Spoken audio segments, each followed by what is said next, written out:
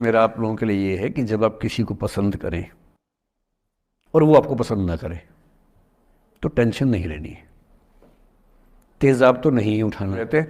मुझे पसंद नहीं करेगी, मुझे, मैं राजा हूं, मैं नवाब हूं, मुझे पसंद नहीं करेगी। अरे तू क्या है भाई, नहीं पसंद हो तो नहीं पसंद हो, ये क्या बात हुई।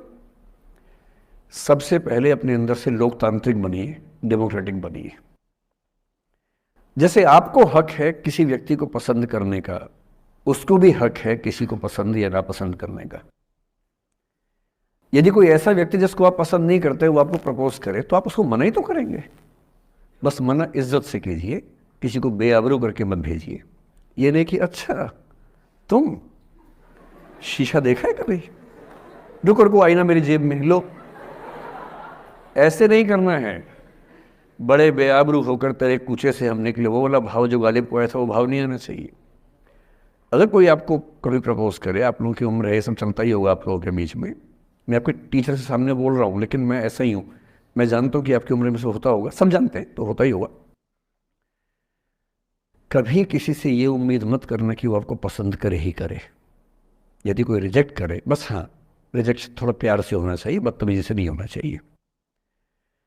उसके अधिकारों का उतना ही सम्मान कर रहे हैं जितना आप अपने अधिकार का सम्मान करते हैं कि ठीक है भाई आपको मैं पसंद नहीं, कोई बात नहीं,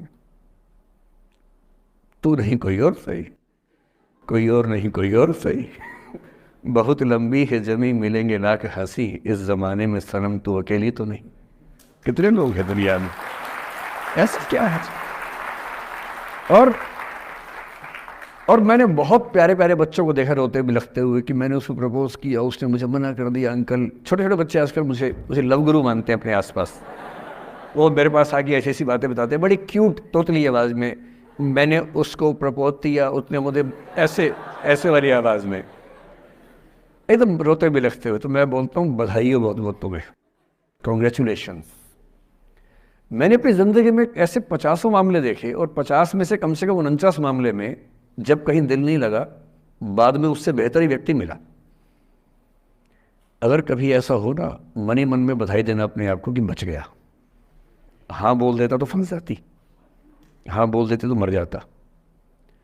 और मन में भाव वही रखना है, तो नहीं कोई और सही बात है, स्ट्रेस नहीं लेना है। मैं जानता हूं कि आपकी उम्र में आसान नहीं होता, आपको रात रात भर सपने आएंगे, बेचैनी होगी, करवटें बदलते रहे सारी रात हम, आपकी कसम आपकी कसम, ये सब ड्रामा होता है, ये फिल्मी गीत है। मुझे गीत कविता इतना याद है कि मुझे हर बात में वही दिमाग में आता है, मैं क्या करूं। ये होता है आपकी उम्र में, पर वो भी एक फेज है। अगर ये फेज नहीं जिया तो भी क्या जीवन जिया। कभी कभी बेचैनी भी तो होनी चाहिए, वरना जिंदगी में मजा क्या है। अगर हर चीज लिनियर है, हर चीज फॉर्मुलाइज है, फिर मजा क्या है जिंदगी में। ये उठापटक, ये बेचैनी, ये घबराहट, ये तनाव संतरास भी तो होना चाहिए कभी कभी जिंदगी में। इससे बुरी स्थिति तब होती है जब आप किसी रिलेशनशिप में हैं और वहां ब्रेकअप हो जाए, ये भी होता है। देखिए मैं आपको बड़ी खरी खोटी सुनाने के मूड में हूं। जिस जिस तरह का प्रेम आप लोगों की पीढ़ी में होता है, मैं ये नहीं कहता कि आपकी पीढ़ी खराब है, हर पीढ़ी ऐसी होती है, बस ये कि आपकी पीढ़ी को सुविधाएं ज़्यादा मिल गई हैं। हमारी पीढ़ी में ना चिट्ठी लिख के भेजनी पड़ती थी, बड़ा रिस्क होता था। चिट्ठी लिखो कागज़ पे, फिर एक डाकिया ढूंढो भरोसे का, तो भरोसे वाला कुरियर बॉय या कुरियर गर्ल जाके चिट्ठी वहीं दे के आए जहाँ हमने कहा है। ये भी डाउट कहीं किसी और को दे के आ जाए। या कबूतर से बात करो, कबूतर जा जा जा, पहले प्यार की पहली चिट्ठी साजन को दिया। कबूतर का क्या भरोसा किसको दे के आ जाए। लेकिन कितना तनाव था उस ज़माने में। आपके ज़माने में क्या है, सीधे व्हाट्सएप निकाला, खटाक से भेज दिया मैसेज, और नंबर किसी से मांग लिया 1 सेकंड में। नंबर भी नहीं देना है तो किसी, कौन कौन सी ऐप होती है, मैंने सुना कुछ और ऐप्स होती है, मेरा नंबर वाली भी होती है, इंस्टा होता है, एक और भी तो कोई होती है वो जिसमें कार्टून जैसा मुंह बन जाता है, स्नैपचैट। हाँ, स्नैपचैट पे चले गए, मैंने सुना है कि उसमें नंबर भी नहीं देना पड़ता है, ऐसा कुछ चक्कर है। वहाँ ढूंढ लिया। किसी को कुछ कन्वे करना इतना आसान दुनिया में कभी नहीं हुआ था जितना आज आसान है। इन सब के ऊपर टिंडर है, बम्बल है, पता नहीं क्या क्या है, राइट लेफ्ट करते जाना है, उसी में कहानी शुरू। पर ये कहानियाँ जितने हल्के तरीके से शुरू होती हैं मैं दावे से कह रहा हूं कि 100 में से 99 अट्रैक्शंस 1 से 2 महीने में खत्म हो जाते हैं। क्योंकि आप जिसके प्रति अट्रैक्टेड थे ना, वो तो उसका बाहर का परसोना था।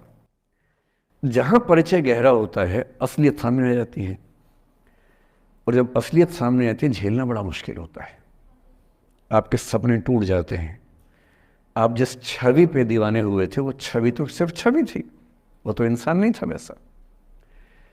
99% केसेस में मेरा ख्याल है कि अट्रैक्शन 1-2 महीने में समाप्त होता है। उसके बाद तो एक बोझ है जो आप ढो रहे हैं। कभी कभी होता है कि दोनों का खत्म हुआ तो बात आसान है, कभी कभी किसी एक का खत्म होता है, एक का नहीं होता है, वहां मामला मुश्किल हो जाता है।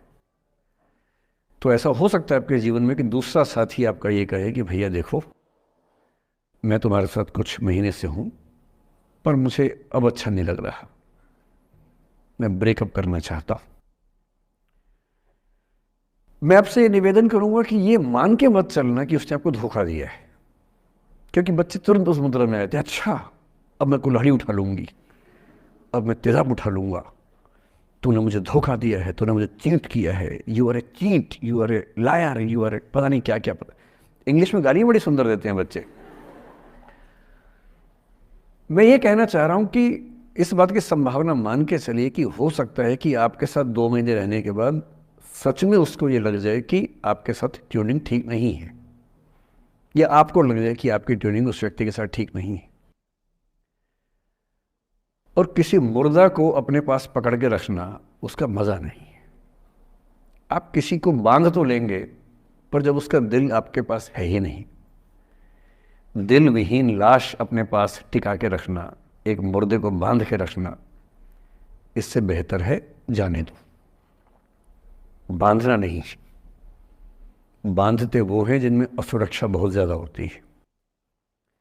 उस असुरक्षा से बचने का उपाय खुद को बेहतर बनाना है। आप इतने बेहतर हों कि आपको चाहने के लिए हजारों लोग हों। क्यों आप इतना डिपेंडेंट होते हैं कि इस एक व्यक्ति के अलावा मेरा कोई है ही नहीं दुनिया में? ऐसा क्यों सोचना है?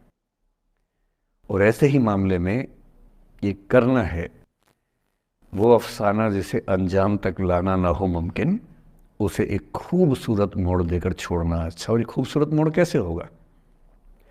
अगर कोई जाना चाह रहा है तो आपके पास 3 ऑप्शंस हैं। एक, ना उसको अच्छे से बात करे ना खराब से बात करे, न्यूट्रल होके जाने दे।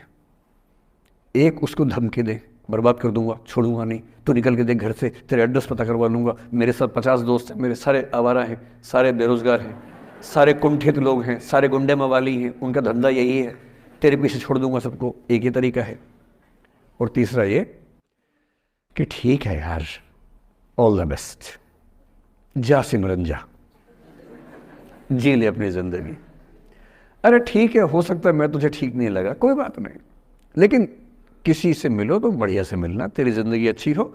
मैं भी ढूंढ ही लूंगा किसी न किसी को, थोड़ी हेल्प कर दियो, कहीं इंट्रो करवा दियो मेरी भी, लेकिन ठीक है तू भी जा। ये होता है खूबसूरत मोड़ देकर छोड़ना अच्छा। चिपकू नहीं बनना है किसी के पीछे, ना बोरा जाना है कि तुम जाओ, मैं तो दीवाना, स्थाई दीवाना हूं तुम्हारा। कोई जब तुम्हारा हृदय तोड़ दे, तड़पता हुआ जब तुम्हें छोड़ दे, तब तुम मेरे पास आना प्रिय, मेरा दर खुला है, खुला ही रहेगा तुम्हारे लिए। वाह! पहले के ज़माने में बेरोज़गारी का ये लक्षण था। हम जब छोटे थे ये गाने सुनते थे, हम ये सुन के बड़े हुए कि ऐसे ही करना पड़ता है शायद प्रेम में। तो हमारे स्कूल में लोगों ने इसका पैरोडी बनाई। जब कोई तुम्हारा सर फोड़ दे, तड़पता हुआ जब तुम्हें छोड़ दे, तब तुम मेरे पास आना प्रिय, ये क्लिनिक खुला है, खुला ही रहेगा तुम्हारे लिए, तो बस आ जाना। जब कोई तुमको सड़क पे छोड़ दे, गाड़ी अपनी वहां से मोड़ ले, तब तुम मेरे पास आना प्रिय, ये ठेला खड़ा है, खड़ा ही रहेगा तुम्हारे लिए। क्यों भाई, क्यों खड़े रहोगे? बेरोजगार हो क्या? अरे ठीक, जा सिमरन जा, जी ले, और मैं भी जा रहा हूं जीने के लिए। ये दीवाना नहीं बनना है कि तुम मतलब मुझे ना चाहो तो कोई बात नहीं, किसी और को चाहोगी तो मुश्किल होगी। अजीब हाल है यार, तुम ठेकेदार हो, कि तेरा ठेका मेरे पास है, नहीं तो किसी के पास नहीं है। अजीब हाल है। अरे ठीक है भाई, उसकी ज़िंदगी है, जीने दो उसको। क्यों किसी की ज़िंदगी में इतना हावी होने का प्रयास करना है? जब आप नहीं चाहते कि आपकी ज़िंदगी में कोई हावी हो, आप क्यों किसी की ज़िंदगी में इतने हावी होंगे? और जब बहुत दर्द हो ना, हमेशा दूसरे के पर्सपेक्टिव से भी सोच के देखिए कि उसको ऐसा क्यों करना पड़ा। क्या पता कोई मजबूरी हो, कभी कभी होती है।